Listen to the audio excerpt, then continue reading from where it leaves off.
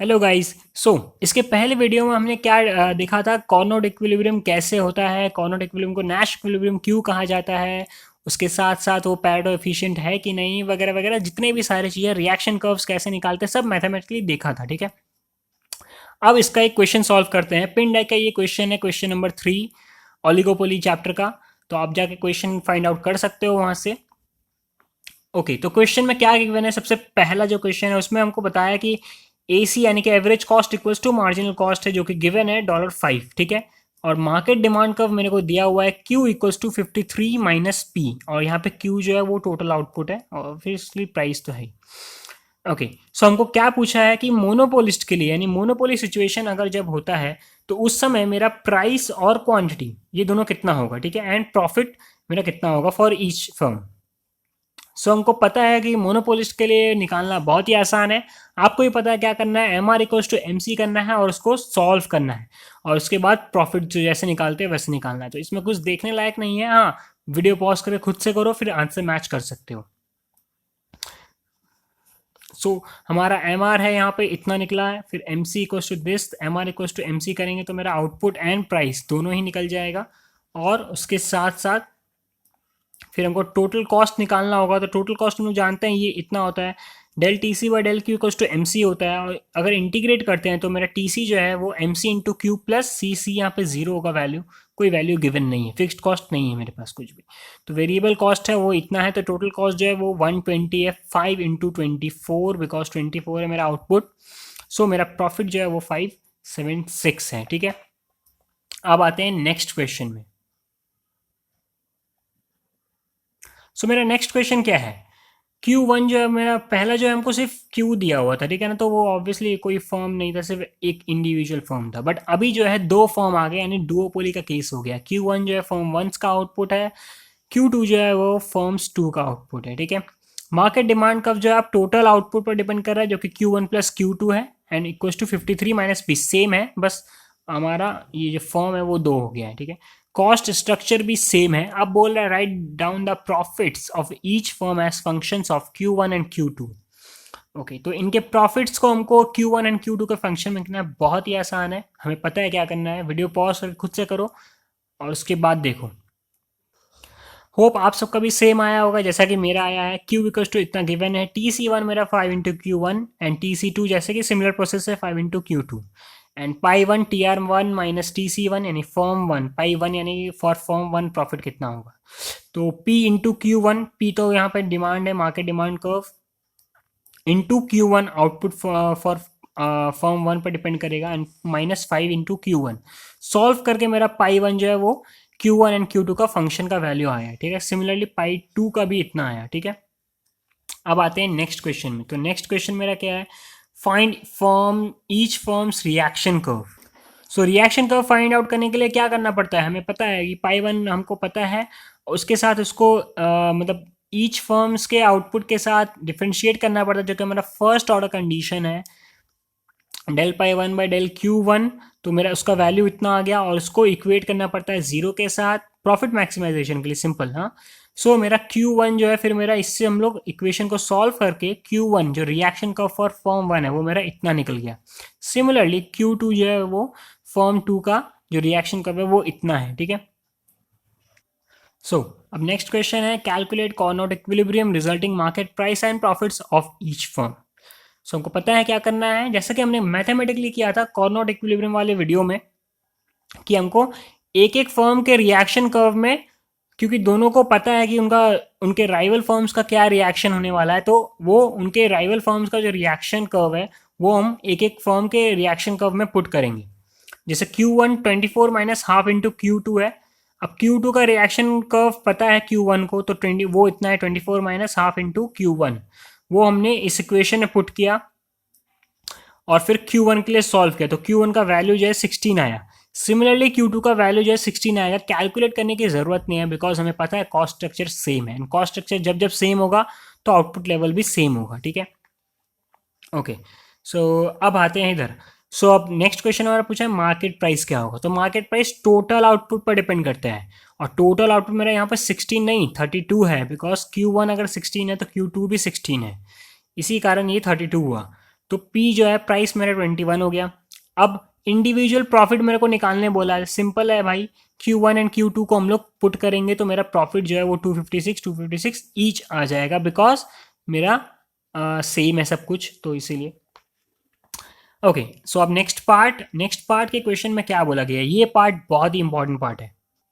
इस पार्ट में क्या बोला है, suppose there are n firms in the industry, same MC equals to 5, find Carnot equilibrium, how much will each firm produce, market price, profit for each firm। ठीक है, so similar सारे चीज हमको निकालना है, आउटपुट, प्राइस, प्रॉफिट, यही सब निकालने हैं, बट अब नंबर ऑफ फर्म्स जो है वो n तक चला गया है। ठीक है, इसके साथ एक और क्वेश्चन ऐड था, और बेसिकली प्रोबेबली वो क्वेश्चन था कि अगर n जो है वो इन्फिनिटी तक जाएगा तो उस समय मेरा प्राइस, आउटपुट और प्रॉफिट कितना होगा। ठीक है, वो मैंने यहाँ पे लिखा नहीं है, वो भी है एक क्वेश्चन। ठीक है, सो अब देखो, सबसे पहला मार्केट डिमांड का मेरा तब कितना हो जाएगा, P इक्वल्स टू 53 माइनस, क्योंकि टोटल आउटपुट पर डिपेंड करता है, तो इतना हो जाएगा, n तक जाएगा ये। अच्छा, सिमिलर प्रोसेस से एक बार दिखाने के लिए मैंने दिखाया यहाँ पे, अगर हम लोग फॉर्म 1 को ही लेके चलते हैं फिलहाल के लिए, तो फॉर्म 1 का प्रॉफिट हम लोग अगर निकालते थे, TR1 minus TC1, P into Q1 minus MC into Q1, यानी टोटल कॉस्ट 50, फिर P का वैल्यू बैठाएं Q1 और 5 इंटू Q1। ठीक है, हमको पता है क्या करना है, जैसे हमने पहले सारे प्रॉब्लम्स को करने में किया है, वही स्टेप्स फॉलो करने, बस यहाँ पे n नंबर ऑफ फॉर्म्स है, बस इस चीज़ को यहाँ पे ध्यान देना है। ब्रेक करेंगे तो वैसे ही कुछ आएगा, यहाँ पे Q1 स्क्वायर लास्ट में। So reaction curve for form 1 कितना हो जाएगा, जैसे हम लोग निकालते हैं del pi 1 by del Q1 equals to 0 करके, सेम आएगा वो Q1 equals to 24 minus half, बस यहाँ पे ये n नंबर ऑफ फॉर्म्स तक चला जाएगा। Q2 पहले में सिर्फ Q2 था, अभी जो है Q2 से Qn तक चला जाएगा। ठीक है, ओके, अब यहाँ पे देखो एक ट्रिक है, यहाँ पे क्वेश्चन में हमको क्या बोला था कि MC जो है सबका $5 है, यानी कि सबका कॉस्ट स्ट्रक्चर सेम है। As each firm has same cost structure, we can say that everybody has same output. Same output ही सबका निकलेगा, जस्ट बिकॉज कि हमने पहले वीडियो में देखा, सॉरी पहले पार्ट में भी देखा क्वेश्चन का, कि Q1 अगर 16 है, Q2 भी 16 है, और हमने सॉल्व भी किया था मैथमेटिकली कॉर्नोट वाले वीडियो में, तो उसमें क्या था कि सारे हमारा जो आउटपुट लेवल है वो भी सेम आएगा, just because of due to same cost structure. ठीक है, सो अब हम Q1, Q2, Q3, Q4 जैसे Qn है, सबको हम Q स्टार से रिप्लेस कर सकते हैं, बिकॉज सेम आउटपुट है। सो Q स्टार यानी Q1 के इंस्टेड हमने यहाँ पे लिखा है Q star equals to 24 minus half, और Q2 वगैरह वगैरह ये है Q स्टार। अब देखो यहाँ पे एक गलती है, अगर हम Q2 से लेके जितने भी Qn तक है सबको अगर हम लोग सिर्फ Q स्टार से रिप्लेस कर दिए तो ये गलत होगा, बिकॉज हमने ऐड किया है यहाँ पे सबको, और ये कितने नंबर्स तक है, एक नंबर तो यहाँ पे है ना, तो n नंबर्स तक फॉर्म नहीं है, n-1 नंबर्स तक है। ठीक है, तो n-1 इंटू Q स्टार होगा, ना कि Q स्टार। ठीक है, सो ये गलती नहीं होना चाहिए, यहाँ पे ये चीज़ का ध्यान रखना, मैंने भी ये गलती किया था अपने सम्स को सॉल्व करते वक्त, सो ये गलती नहीं होना चाहिए। अच्छा, अब तब Q स्टार जो है वो मेरा कितना हो जाएगा, तो इसको सॉल्व करेंगे तो 48/n+1। ठीक है, अब आते हैं सिमिलरली फॉर n फॉर्म्स के लिए, तो n इंटू 48/n+, क्योंकि ये तो ईच फॉर्म के लिए ना, Q स्टार जो है 48/n+1 और ईच फॉर्म के लिए, तो n नंबर ऑफ फॉर्म्स के लिए इतना हो जाएगा। ठीक है, सिमिलरली प्राइस मेरा कितना हो जाएगा, 53 माइनस 48 इंटू n/n+1, क्योंकि हमको ईच फॉर्म का आउटपुट नहीं बैठाना है, हमको टोटल आउटपुट बैठाना है, तो इस चीज़ को ध्यान रखना, टोटल आउटपुट जो है वो इतना है, वो इतना नहीं है, टोटल आउटपुट मेरा ये है। ठीक है, ओके, सो अब प्राइस हम इसको ऐसे भी छोड़ सकते हैं या फिर ऐसे लिख सकते हैं। ओके, अब प्रॉफिट देखते हैं, प्रॉफिट फॉर फॉर्म 1 मेरा कितना हो जाएगा, P इंटू Q स्टार यानी ईच फॉर्म के लिए, minus 5 into Q star each form के लिए जो आउटपुट है मेरा, उसी को पुट करेंगे सिर्फ, तो P का वैल्यू पुट किया, इसका वैल्यू पुट किया, इसके वैल्यू पुट किया। अब प्रॉफिट, अब इसको सॉल्व कर सकते हैं। ठीक है, मैंने नहीं किया यहाँ पे। अब profit for n number of forms अगर हो गया, तो अगर मेरे को पूछा कि n नंबर ऑफ फॉर्म्स के लिए कितना प्रॉफिट होगा, यानी कि अगर हमको सिर्फ सपोज करो कि ईच एंड एवरी फर्म के लिए मेरे को पूछ रहा है कि कितना प्रॉफिट मेरे को चाहिए, तो n अगर हमको n नंबर ऑफ फर्म्स के लिए पता होगा तो हम n का वैल्यूज पुट करके हम सबके लिए प्रॉफिट निकाल सकते हैं, फॉर फॉर्म 1, फॉर फॉर्म 2, जितने फर्म्स के लिए चाहिए। ठीक है, तो पाई एन कितना हो जाएगा, फिर उसके इसमें P into Q star N, जो कि मेरा total output, I mean total output यहाँ पे भी था, बट ये Q N number of forms के लिए, ये सिर्फ इंडिविजुअल फॉर्म्स के लिए, ठीक है ना।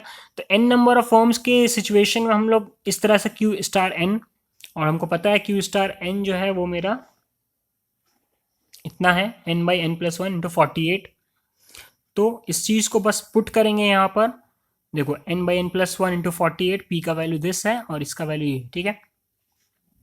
ओके, सो पुट करने पर फिर बस नॉर्मली इसको सॉल्व करना है और मेरे को वैल्यू मिल जाएगा 2304 by N into N plus one whole square. अब देखो जब n टेंड्स टू इन्फिनिटी जाएगा तो उस समय मेरा q स्टार जो है वो 48 हो जाएगा। देखोगे अगर आप इसको, तो q स्टार मेरा, q का वैल्यू कितना था, n by N plus one 48। इसको अगर सॉल्व करेंगे तो ये 1/1, ये इतना आएगा 48। देखो तो n by N plus one 48, फिर इसको अगर हम लोग इस तरह से लिखेंगे तो ये होगा, और limit n tends to infinity करेंगे तो ये 48 तक अप्रोच करेगा। तो इसी कारण मेरा q स्टार जो है वो 48 हुआ, और p स्टार जो है 53 minus 48 n by N plus one. तो ये वाला पार्ट जो हमको पता है ये 48 होगा, n टेंड्स टू इन्फिनिटी जब होगा तो 53 माइनस 48 5 हो जाएगा, ठीक है। और पाई एन तो है वो जीरो की तरफ जाएगा बिकॉज ऑफ दिस, ठीक है।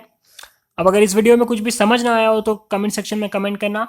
Thank you for watching my video, और इस क्वेश्चन को खुद से सॉल्व करना वापस से।